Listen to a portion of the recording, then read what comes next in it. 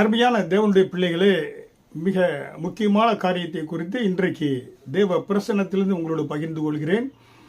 முக்கியமாக வேதாகமம் ஏசாயா 8வது அதிகாரம் வசனம் 18, இதோ நானும் என் பிள்ளைகளும் இஸ்ரவேலிலே அடையாளங்களாகவும் அற்புதங்களாகவும் இருக்கிறோம். ஒரு தேவனுடைய பிள்ளையாக இருக்கிறன்னா நமக்கு ஒரு அடையாளம் தேவையாக இருக்கிறது. உலகத்திலே பார்க்கிறோம், படித்தவர்கள் படிக்காதவர்கள் பாருங்க, அதே போல பட்டணத்தில் வாழக்கூடியவர்கள், கிராமத்தில் வாழக்கூடியவர்கள், இப்படியாக ஒவ்வொருவருக்கும் ஒவ்வொரு பகுதியில் வாழக்கூடியவர்களுக்கும் ஒரு அடையாளம் இருக்கும். அதே போல இந்த பூமியிலே தேவனுடைய பிள்ளைகளாக இருக்கிற நாம் நமக்கு ஒரு அடையாளமாக, இந்த பூமியிலே அடையாளமாக அற்புதங்களாக நாம் இருக்க வேண்டியது மிக மிக அவசியம். அதை கர்த்தர் என்ன செய்கிறாரு? இயேசு கிறிஸ்து கல்வாரி சிலுவையிலே சிந்திய ரத்தத்தின் மூலமாய் தேவன் நம்மை மீட்டெடுத்து நமக்கு ஒரு அடையாளத்தை கொடுத்திருக்கிறார். அதுதான் தேவனுடைய சுத்த கிருபையாக இருக்கிறது. வேத வசனம் என்ன சொல்கிறது? ஏசாயா 7வது அதிகாரம் வசனம் 11, உன் தேவனாகிய கர்த்தரிடத்தில் ஒரு அடையாளத்தை வேண்டிக் கொள். பாருங்க, ஆண்டவரிடத்துல நீங்க ரட்சிக்கப்பட்டிருக்கீங்க, ஆண்டவரிடத்துல ஆண்டவரே எனக்கு ஒரு அடையாளத்தை தாரும் என்று நீங்க கேட்கின்ற பொழுது, ஏசாயா 7வது அதிகாரம் வசனம் 14, ஆதலால் ஆண்டவர் தாமே உங்களுக்கு ஒரு அடையாளத்தை கொடுப்பார். கர்த்தரிடத்தில் அடையாளத்தை கேட்குறீங்க, கர்த்தர் உங்களுக்கு அடையாளமாக இருப்பார். அதனால தான் ஏசாயா தீர்க்கதரிசி சொல்றாரு, நானும் எனக்கு கொடுத்த என்னுடைய ஆண்டவரால் கொடுக்கப்பட்ட பிள்ளைகளும் இஸ்ரவேலிலே அடையாளங்களாகவும் அற்புதங்களாகவும் நாங்கள் இருக்கிறோம். ஆண்டவரை விட்டு இஸ்ரவேல் ஜனங்கள் பின்வாங்கி சென்ற பொழுது அவர்கள் சொல்கிறார்கள், சங்கீதத்தில் நாம் பார்க்கின்ற பொழுது 74வது அதிகாரம் வசனம் 9, எங்களுக்கு இருந்த அடையாளங்களை காணோம் என்று சொல்கிறார்கள். ஹல்லேலூயா. பழைய ஏற்பாட்டு காலத்திலே அவர்களுக்கு இயேசு கிறிஸ்து ரத்தம் சிந்தப்படலை, கல்வாரி சிலுவையில் சம்பாதித்து வைத்த அந்த ஆசீர்வாதங்களை அவங்க ருசித்து பார்க்க இல்லை. ஏன்னா அவங்க கல்வாரி சிலுவைக்கு முன்பாக இருக்கிறாங்க. அவர்கள் என்ன சொல்றாங்க?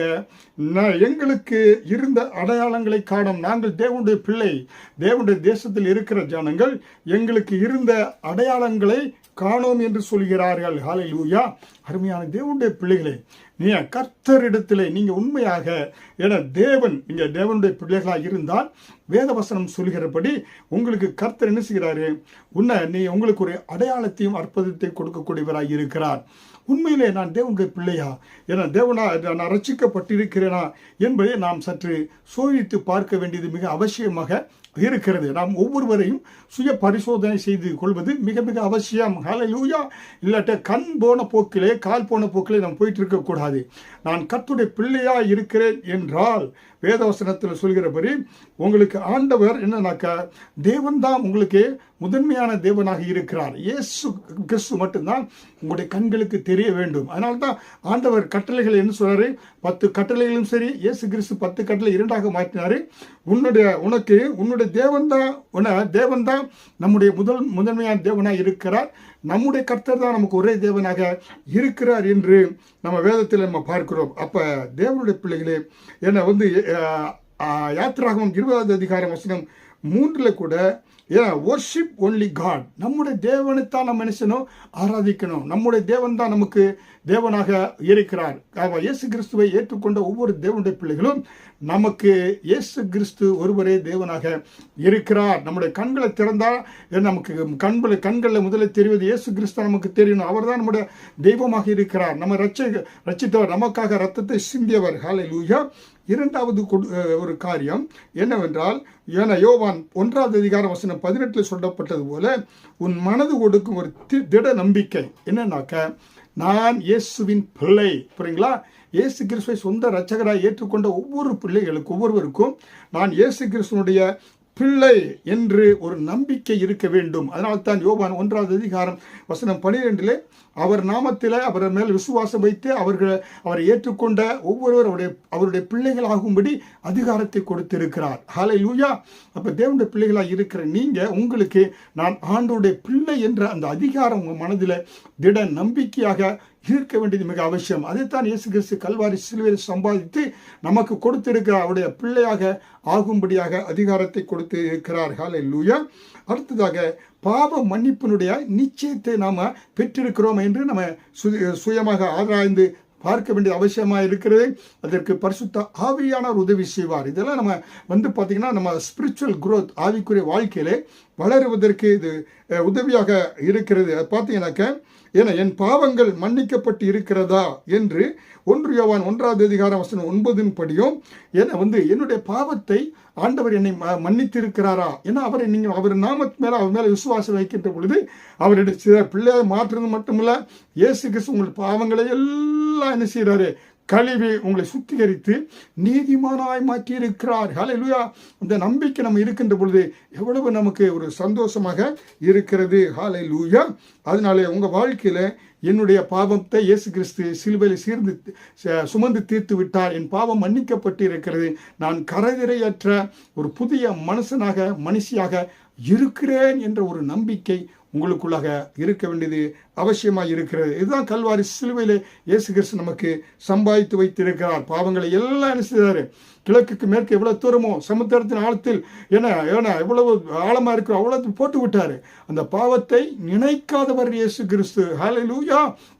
இப்போ நம்ம எவ்வளோ ஒரு பாக்கியவான்களாய் நாம் இருக்கிறோம். அடுத்ததாக உங்களுடைய பெயர் ஜீவ புஸ்தகத்திலே நீங்கள் இயேசு கிறிஸ்து ஏற்றுக்கொண்டு அவருடைய பிள்ளையாய் மாறுகின்ற பொழுது உங்களுடைய பெயரை ஜீவ புஸ்தகத்திலே ஆண்டவர் எழுதக்கூடியவராக இருக்கிறார். இந்த நம்பிக்கை உங்களுக்கு இருக்க வேண்டியது மிக அவசியம். ஹல்லேலூயா.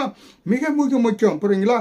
அப்போ நம்முடைய தேவன் நம்முடைய பெயரை என்ன செய்றாரு, ஜீவ புஸ்தகத்திலே லூக்கா 10:20 பார்க்கின்ற பொழுதும் நம்முடைய பெயர் ஜீவ புஸ்தகத்திலே எழுதப்பட்டு இருக்கிறது என்று வேதவசனம் சொல்கிறது.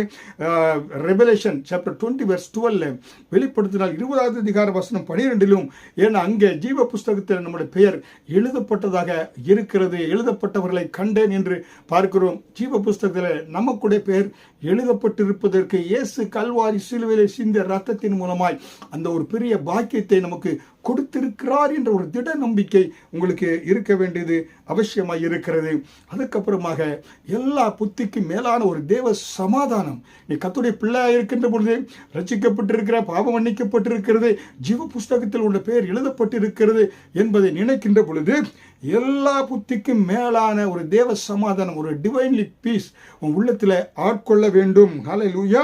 அதனால்தான் யோவான் 14:27 கர்த்தர் சொல்றார், உலகம் கொடுக்க முடியாத ஒரு சமாதானத்தை நான் உங்களுக்கு வைத்து விட்டு செல்கிறேன், அது என்னுடைய சமாதானம் என்று இயேசு கிறிஸ்து சொல்கிறார். புரியுங்களா? அப்ப நீங்க பாத்தீங்கன்னாக்க தேவன் கொடுக்கக்கூடிய, ஏன்னா அவரு ஒரு பிரின்ஸ் ஆஃப் பீஸ், அவரு சமாதான பிரபுவாக இருக்கிறார். அவர் கொடுக்கக்கூடிய அந்த சமாதானத்தை நீங்க எப்பொழுதும் பெற்றிருக்க வேண்டியது மிக அவசியம். ஹல்லேலூயா. அப்ப சமாதானம் உங்க வாழ்க்கையில இல்ல, மனது அலைபட்டு கொண்டிருக்கிற, பயத்தோடு இருக்கிறீங்கன்னா நீங்க என்ன செய்யல, நீங்க தேவனுடைய பிள்ளை என்ற ஒரு நம்பிக்கை உங்களுக்கு இல்லை. நீங்க தேவனுடைய பிள்ளையா இருக்கிறீங்க. சிலுவையில் உங்களை ஆண்டவர் இருக்காரு, சிலுவையில் இந்த ரத்தத்தின் மூலமாக மாற்றி இருக்கிறாரு, விளக்கரையும் கொடுத்து உங்களை மாற்றி உங்களை தேவனுடைய பிள்ளையாய் ஆலயமாய் மாற்றி இருக்கிறாரு. அப்ப நீங்க எதை குறித்தும் கவலைப்படாதபடி ஒரு தெய்வீக சமாதானம் என் உள்ளத்தில் இருக்கிறது. ஹல்லேலூயா. ஏன்னா உலகம் கொடுக்க முடியாத அந்த சமாதானத்தை இயேசு எனக்கு கொடுத்திருக்கிறார். ஹல்லேலூயா என்ற நம்பிக்கை உங்களுக்கு இருக்கணும்.